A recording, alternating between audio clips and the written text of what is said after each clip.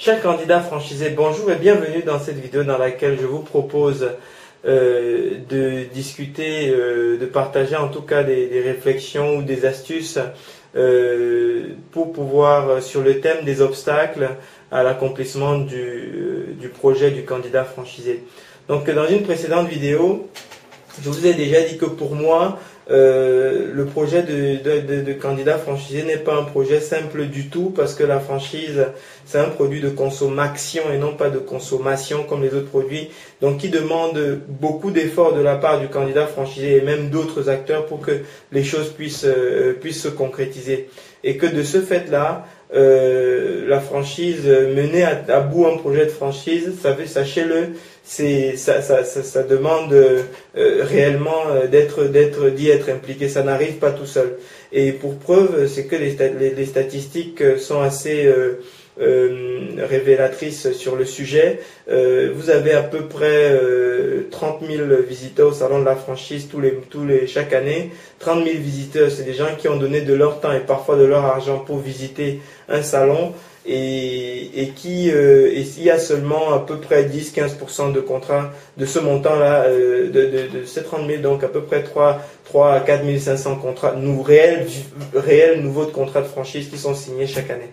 Donc ça veut dire que il y a une vraie problématique dans la concrétisation d'un projet de candidat franchisé. Et si vous avez regardé les autres vidéos, vous avez déjà compris que d'après moi, bien avant les problématiques d'emplacement, de financement, etc., le véritable handicap à l'accomplissement de votre projet de candidat franchisé, c'est l'inertie naturelle qui peut y avoir, qui peut naître à partir du moment où on est sur un produit de consommation, donc où on a besoin de mettre en œuvre des actions de façon récurrente, de façon régulière et continue pour pouvoir concrétiser un événement.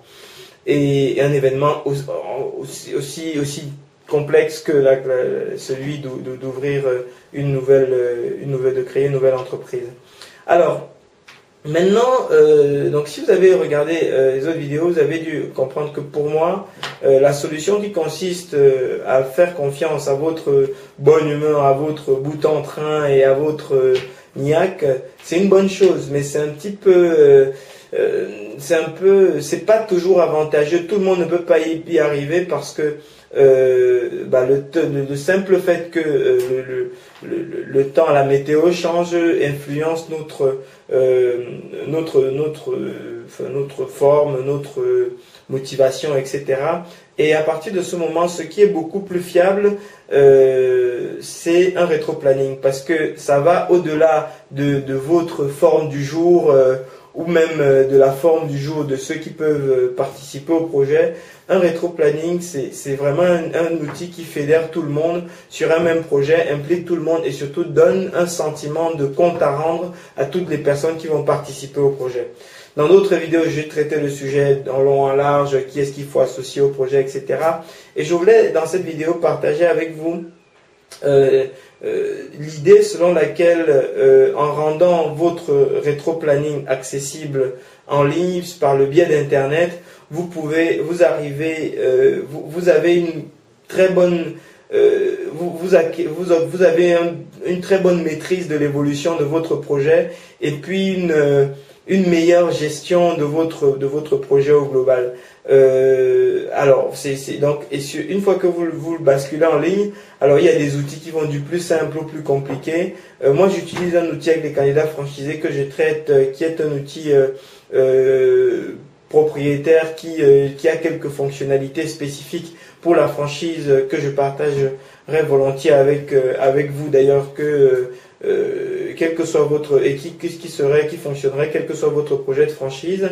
Et cet outil a l'avantage que tout le monde étant sur le même outil, on peut suivre exactement quelles sont les actions qui sont faites ou qui sont à faire par qui, à quelle date, et est-ce que ces actions ont été faites. Et donc, il suffit que les uns et les autres aient leur code de connexion et puis ça roule tout seul. Donc, ça peut être cet outil, ça peut être un autre.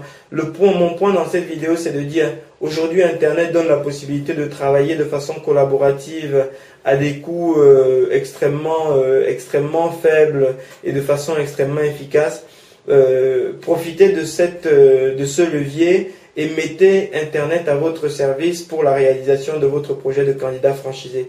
Surtout, n'ayez pas peur de la technologie. Aujourd'hui, un logiciel qui n'est pas facile à utiliser n'est pas un logiciel au goût du jour. Aujourd'hui, c'est extrêmement facile. C'est fait aussi pour ceux qui n'ont absolument pas de connaissances techniques.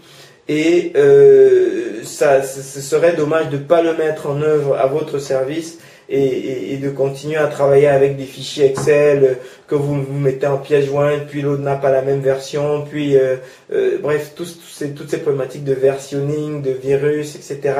Aujourd'hui, vous pouvez carrément passer à travers tout ça par des systèmes de travail collaboratif en ligne, des systèmes de rétro-planning, et si vous souhaitez par exemple utiliser le même système que moi j'utilise, n'hésitez pas à me faire un mail et puis avec plaisir je partagerai avec vous cet outil. Voilà. Ben écoutez, j'espère que avec cette nouvelle perspective en tête, vous avez quelques billes supplémentaires pour pouvoir mieux construire et mieux piloter votre projet de candidat franchisé, et de cette façon que vous pouvez maximiser les chances d'aboutir et de réussir votre projet de futur franchisé. Voilà. Je suis Armel Naminsi, consultant en franchise, c'est mon métier, donc on est à votre disposition. Si vous avez la moindre question, n'hésitez pas à nous les faire passer par mail, et puis je vous souhaite très bon succès pour votre projet. Merci.